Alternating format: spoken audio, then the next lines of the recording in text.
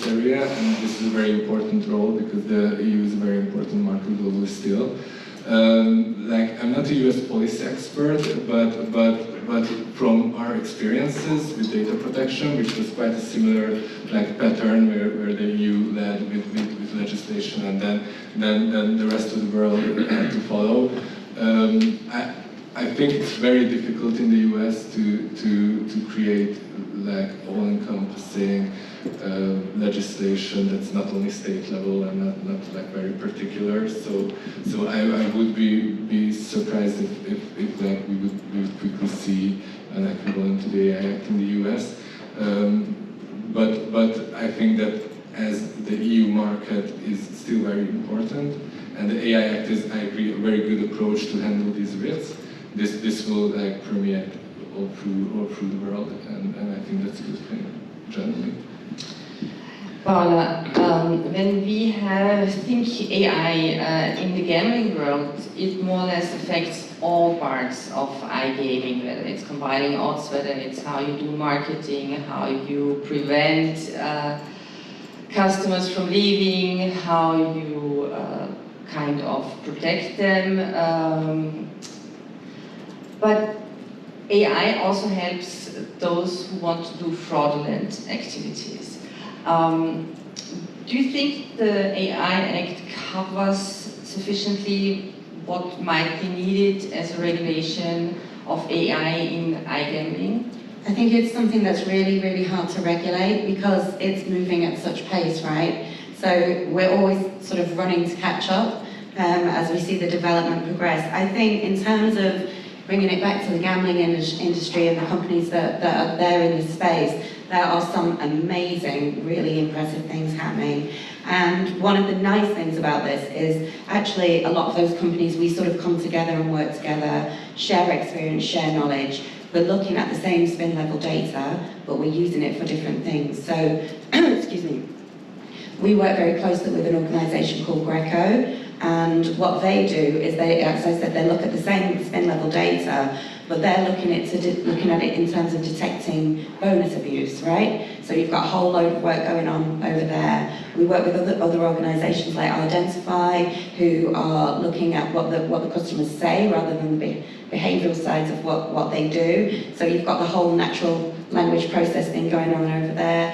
Obviously at Mindway we're always developing, always moving forward, always bringing in new functionality. So yes, of course there are bad actors, of course there are, but I think we have a great community within our industry that is kind of working on the side for good, right? That is trying to achieve, you know, the business benefits and player benefits.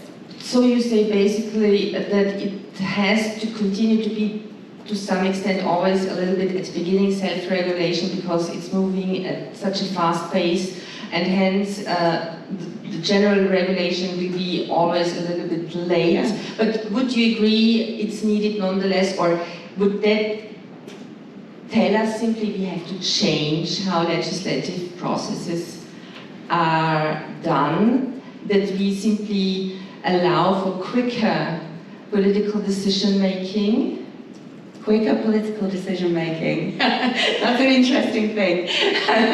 But we've seen during the pandemic, and we've also seen when it comes to iGaming regulation, politics is able to do it if they want to do it. Yeah. I mean, I think we have to regulate, and obviously we have to be transparent in this space. It's super important because otherwise we could end up getting ourselves in a position where it's this kind of black box and nobody really knows what's going on behind the scenes, and it's really, really important that anything we're developing is explainable and understandable, and you know the doors are open for the regulators to be able to come in and look at that and understand what's happening and legislate off the back of that. I feel I wouldn't want to be a regulator. I feel like it's that race to keep up is probably something that keeps them up at night, right? It's probably very tricky. But I think it's not only when it comes to gambling, in general terms, when it comes to advanced technologies, politics has to rethink the legislative processes. What would you say in this regard, Paula? So I think, yeah, legislative processes are important. It's important to give feedback for legislative processes. But I think if we look at what happened with the AI Act, which I followed a bit from closer, what happened with the DSA, I think technology and those who were concerned by these legislations were very much involved in the preparation of it.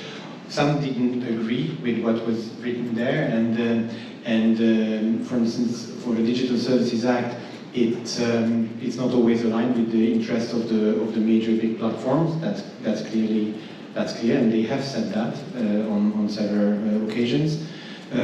Also, concerning the AI Act, there have been loads of concerns raised during the discussions. So I think, and also as you might all know, the new GPT changes or technological changes have been so fast that while they have been working on the AI Act, they had to change perspective to some extent. That was also something very interesting, and that's why also it took a bit more time to finalize the new legislation. So I think these stakeholders are interacting, technology is interacting with this legislation, which is of course very interesting. And that's a new challenge for politics and those who are in this space as well. And I think it's also our responsibility, in a sense, to give feedback for those who have a word on what's going to be written in those texts. And my experience is that there is openness for that. You just have to find the right doors, and in absolutely in a good way, because technology is so complicated that they of course they're not expert on that. However, they have to regulate something which is quite complex and will have loads of like immense social effects. So they are looking for these inputs. That's what I would say. Yeah. So self-regulation, at least at the beginning, I think is an important issue. But can also education be an approach? Bernd, what do you think? Do we just have to rethink a lot of structures? We have, as you mentioned, ChatGPT changed everything very quickly all of a sudden. Politics cannot perhaps solve it immediately. Is hence education a way, because we could relatively quickly set up educational tools? Yeah, absolutely. So I also have a hat from education. I'm a researcher at one of the business schools in France, and we write case studies about how to implement AI in different companies. And these case studies are about how data has to be handled, how to put together data lakes, and this has a process how it has been made, and it doesn't take months, it makes years, for starting also with data literacy, data evangelization in big organizations, and then finding out for what can we use data, what do we have data for, how can we that fed into different AI tools, and how can it help our products, if it can at all, because sometimes organizations spend a lot of money just experimenting with things which doesn't really have value for the market finally. We have seen that with our own products, by the way, on of course a much smaller scale. But yes, I think education and evangelization is very important. And why? Because AI will of course not solve our problems just because we plug into AI to some extent. What will happen in most of the sectors, I think, is that we have humans taking decisions. I'm just concentrating on decision making, but I mean, it can have lots of other things. It can have optimization, it can help in decision making. But for instance, human had a certain level of efficiency in taking decisions. Humans working together with machines, with intelligent machines, have another level of efficiency in taking decisions. And they are definitely more efficient than if only machines are taking decisions. At least today, that's what we see in general. And for the foreseeable future, which is 10, 15 years. Maybe this will change. Maybe there are some very specific niche sectors where there are already exceptions that I'm just talking in more generality, of course. Bernd, education on the one hand about people to know how to handle AI, to distinguish fake and real and so on, but also education of people who are still the masters of the AI. How can we make sure that we have enough staff that can control input and output of AI? We have to set up worldwide ethical rules and restrictions how to use it to make sure that we don't harm others and that we can handle our decision making by our own and we are not overruled by machines. Because when machine learning and automation will take over, it will be more and more uniformed. So, and you don't know then how this decision was set up. For example, we have this already in banking when you apply for a mortgage.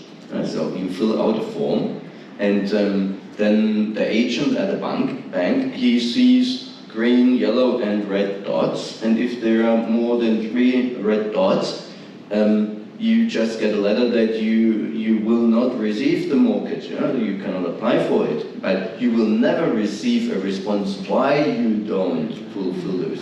So, and if that takes over this automated decision making without human influence, that's something we have to prevent. And as the other speaker already mentioned, those AI tools are not only used for good things, and it's a lot of people outside there creating hacks and attacks. Are now they don't even have to learn how to program tools. So because they just tell an AI tool, I want to have blah blah blah this which creates this and this outcome, and the tool is doing it. So we as soon as possible in universities, at schools and in companies have to train people what to do, what not to do, and how it can be used in an ethical way. And do we have enough staff to train already? I'm now in a little bubble, and probably as my neighbor here, so we are working with AI, we are influenced, and we think that most people have at least a same knowledge, but when you talk with some others in your family, most people, they are not yet aware how to use that, what to do. So that's why it's important that universities and even companies have to start. So, and there is one trainer enough to train 50, 100 people, and after 3 months, one of those 50 or 100 people can train the others. So, but we have to pick it up now. There is no time to wait. You agree, or how do you see it? And Dániel, Ádám, right now, if AI does some damage, how are those cases handled right now? I think this whole discussion about, just to reflect back on what you said, Baron, is very interesting, that how important it is to distribute the information around these things. One example you mentioned is like automated decision making in banking, where there is a provision in the GDPR that already requires that there is a human in the loop, and that the person who applies for the loan receives input on how the decision was made. This is in effect since 2018. So it's very interesting that no one knows about it or no one speaks about it. So this is already a basis that the regulator thought about this in terms of personal data in the EU, and they already implemented a rule that's very strong, but we see like little to no use of it in practice. So there is a tool that you could use in this case, but But in my practice, I have never seen someone like refer to this rule and try to go against the bank in this case. Yes, they tell you just you didn't fulfill the restrictions, but they don't tell you why. Yeah, but they should tell you why, and there is a rule that you could You have the right to demand the reasoning. Yeah, but people don't do it because no one is teaching them. There is a possibility to do it. And the same happens with health insurances and other stuff. So I'm now fighting with LMMs against my health insurance letters. Yeah. So because I know they also use it, and this is like war games. Yeah. So. And I then sometimes after 3-4 responses, I write one sentence in between. Switch on your brain, switch off the chatbot, and forward it to a department manager. And then suddenly I have someone on the phone who really is a human.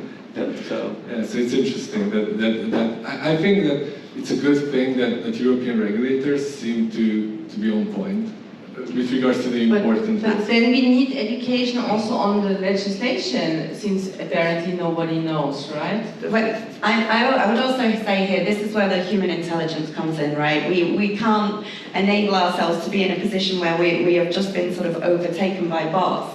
We need to sort of keep sight of why we're using these tools in the first place and what they're there for. And it is not something that is hard to develop to make sure that the technology is explainable and understandable. I mean, you know, we have within our system where you can get the top line stats, you can drill down a bit further, and then actually you can drill right down to all of the reasoning if you need to.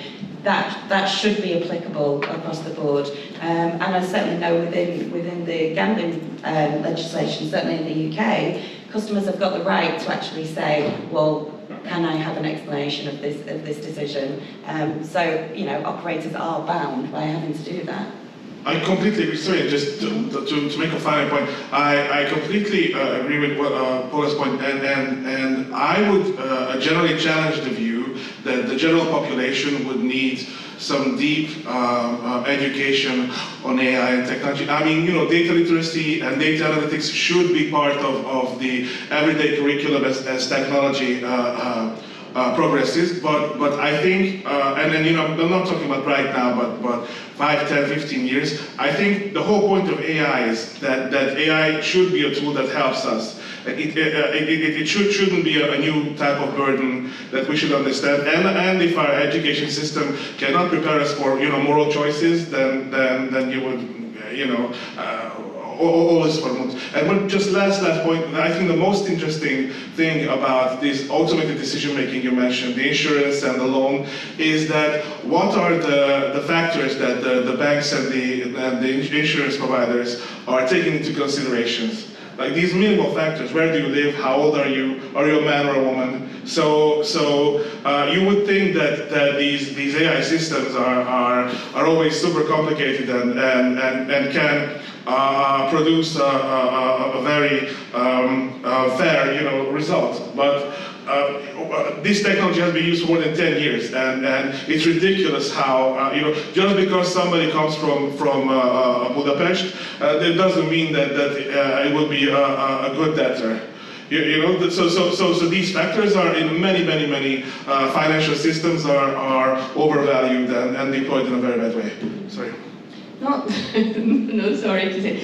A final round, because we come to an end. What would each of you say, what are the biggest benefits of AI, and where do you see the possible major issues we simply have to solve as quickly as possible? Paula, would you like to start? Oh, thanks for this question. Where would it? I mean, you know, as I said, there are different ways of using it. Decision making, optimization. These are generally the fields where AI is doing the best. So I know it's a general answer, but these are the use cases where we usually can think of how AI is. So the AI Act defines different sectors, which are so-called high-risk sectors, and to some extent, your question is answered, I think, by the definition of these sectors. So where it can make the biggest risk. And the AI Act defines these sectors as the ones which are directly linked to human life to some extent. Of course, it has some definitions is more complex, but of course, this relates to critical infrastructure, which can be energy, which can be transport. Healthcare is also one of those, and but also any kind of system which allows, which governments would be using for phased action and taking any action on that. So that's absolutely prohibited in the European Union, and so also in the Act.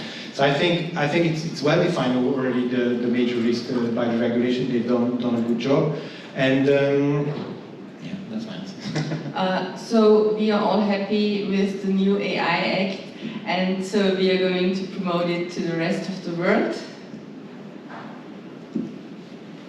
I would say it's the best we've got.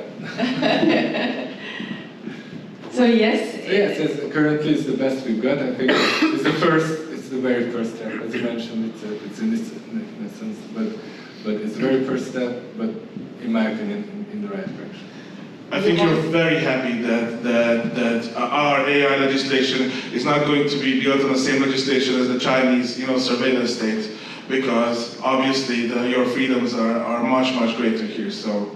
Okay, so they did a really good job, Paul. I don't know. I think life will tell this us. But for instance, as GDP, so the EU is quite innovative from a legislative point of view, and we are conquering the world in terms of legislation. That happens with GDPR already, as in California, similar act in Brazil and other countries, similar thinking has been done.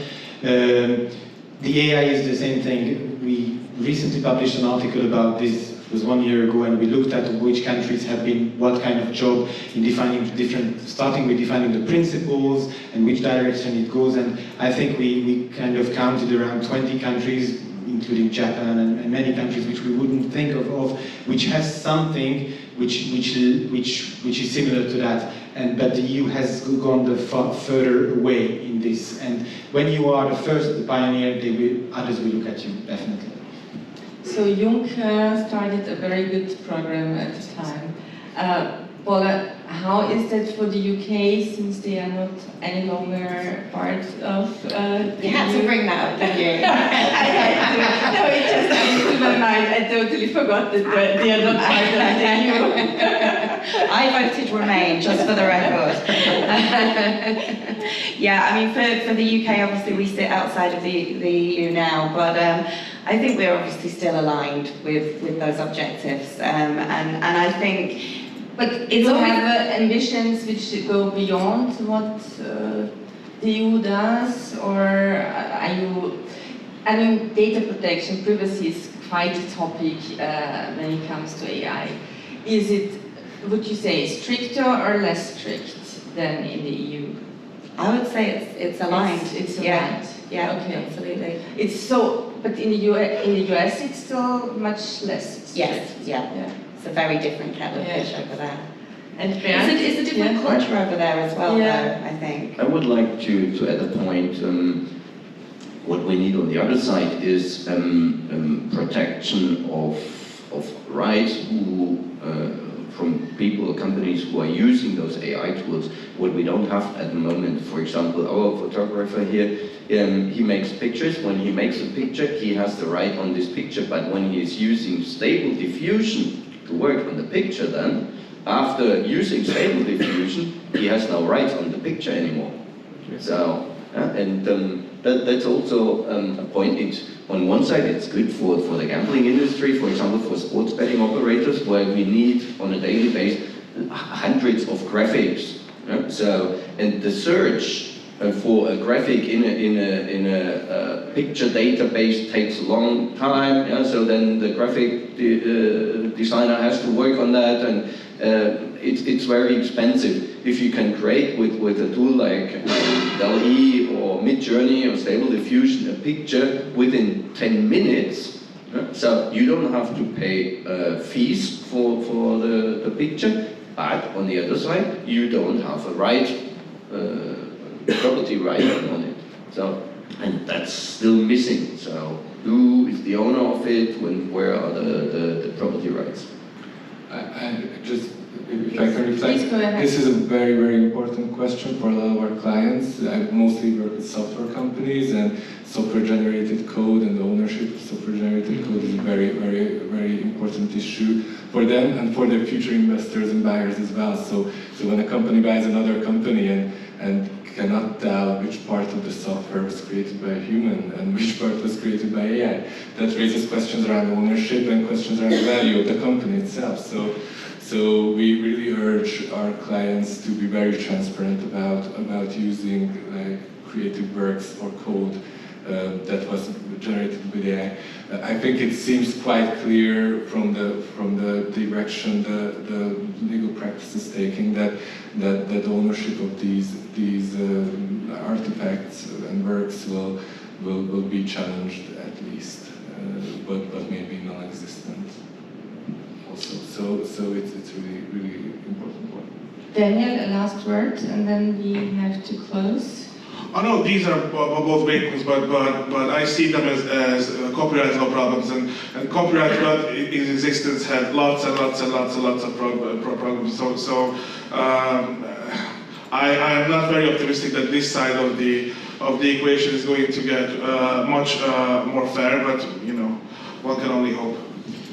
I take from this panel, I would promote very much constant training within companies and within schools about advanced technologies, about the legal questions, because that was interesting to hear from Adam. People don't know what already exists, and I think we can only be also responsible and self-responsible if we know which tools we have at hand. Thank you very much for this very interesting conversation, and thank you for still being with us. And I close here with the summit officially, or? I've actually just been told that we have like an extra 5 to 10 minutes. So if you have anything to add, then you're welcome to do that. Or if not, questions. Yeah, absolutely. Questions. So I will take one of the microphones. Yep.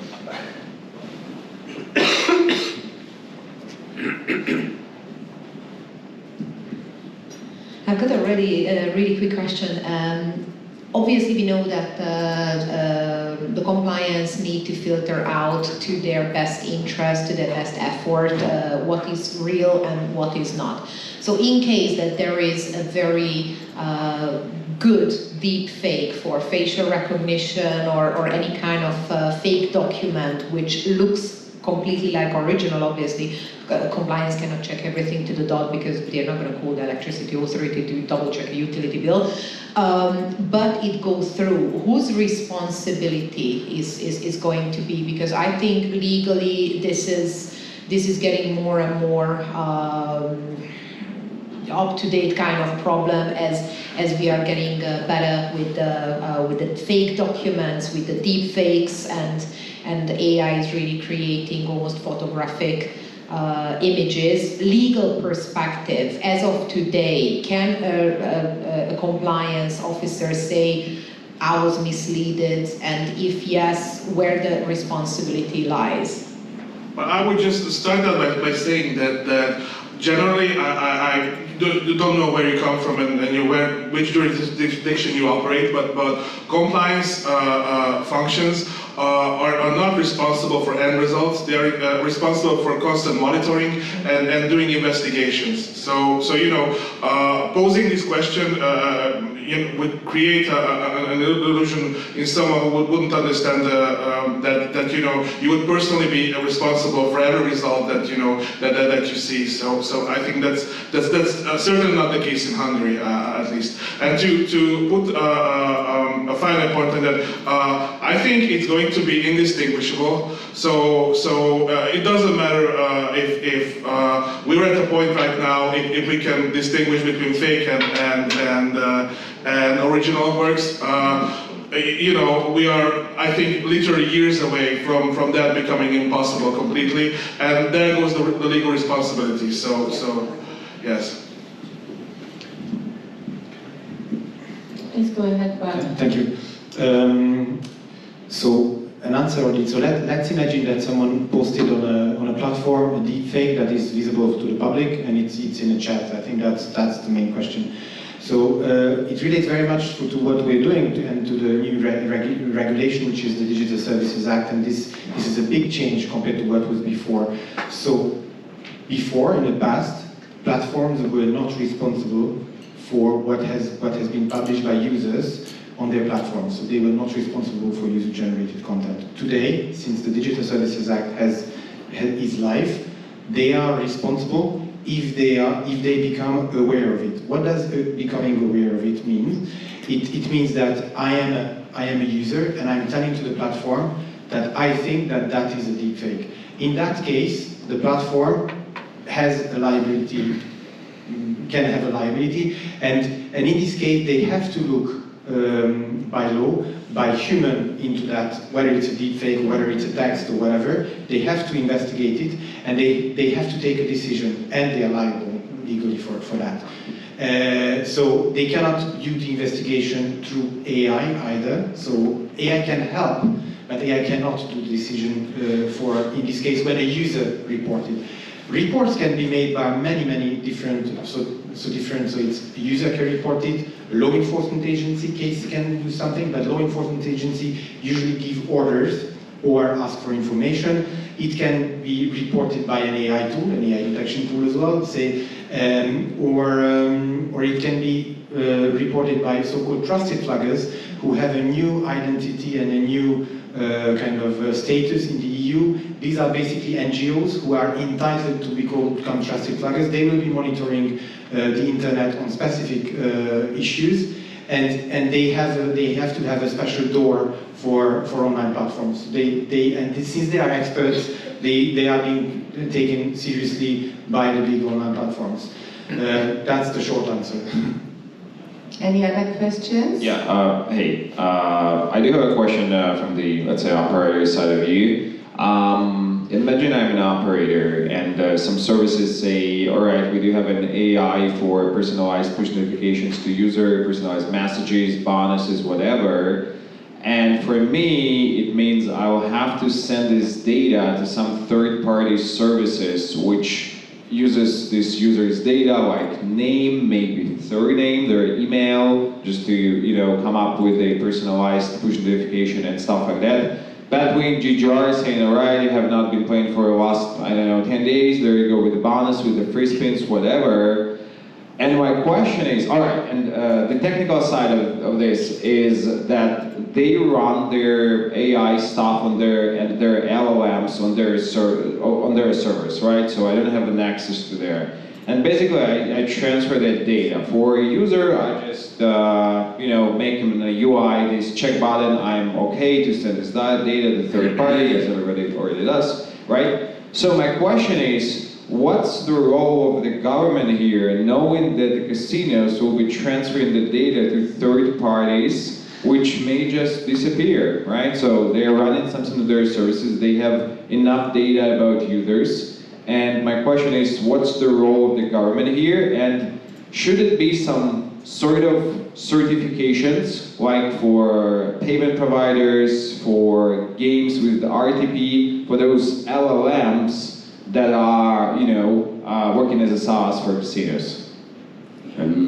That's what I said before. You should not send customer data nor company data to a third party. That's why the companies have to set up LLM in a closed environment on their own servers, just using the technology. So then the data will not be sent to the third party. It will stay within the company. Then they can work with the data. There are some tools where even private data will be taken out before it will be transformed with LLMs and or worked on it. So, but these tools are not 100% precise, and you still need always a human who puts in the question, the prompt, so to define what should be done, and then another human, or maybe the same one, controlling the outcome. Yeah? So, but it's very important for companies to do this in a protected environment and not on open source and at third parties. Yeah.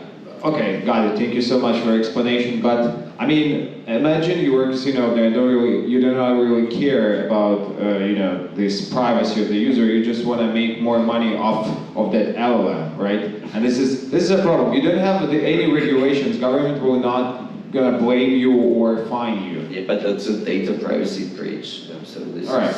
Okay, got it. So yeah, I think this whole issue around these types of data transfers were like handled with the GDPR in a way. So in most, I don't know the specific context, but in most of these contexts, like transferring this user data to a third party would make the transferor, so the casino in this case, liable for what happens to the data. All right, got it. Thank you. So private LLMs is the answer.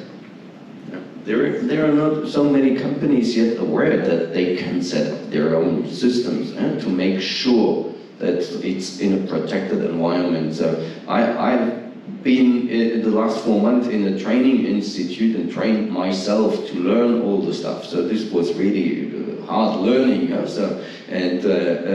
And now I'm consulting companies what they have to do or what they should do, how quick they should do it, and what they have to be aware of.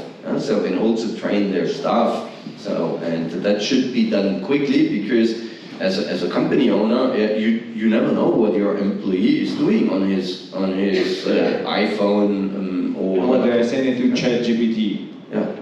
Just something here is that we have to come to an end. Yeah. Is the question answered?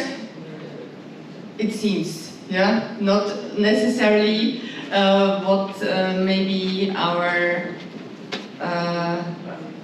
speaker wanted to hear, but I think it's answered. Thank you very much. Thank you also for the questions.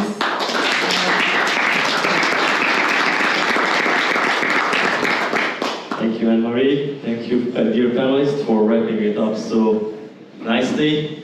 I had to do a sprint to arrive to the hotel back, but it's good that we are closing the conference. That I know that everyone has this type of feeling or felt it in their life, like you are at a party and you want to leave and you're saying goodbye and there's an hour left and you're still there and still saying goodbye, but you still have that bittersweet emotion that you will never see that person again. But I am not sad, because even though we are going to pause the Gaming Tech Summit in Budapest, we are continuing our other conferences, and I know that many of you are coming to Prague or Tallinn or to Warsaw or Amsterdam. So with this, I would like to say thank you for these 2 fine days. I hope that you had a terrible experience. You will go home and say that it was awful and complain to your fans. And I hope that you now know what we need to do in 15 minutes, right? So, what are we going to do now? All right, that's good. So thank you everyone for joining us, and then we'll see you outside with the limos in about 25 minutes or so. You can get a smoke or a drink or maybe some power nap. All right, so thank you so much.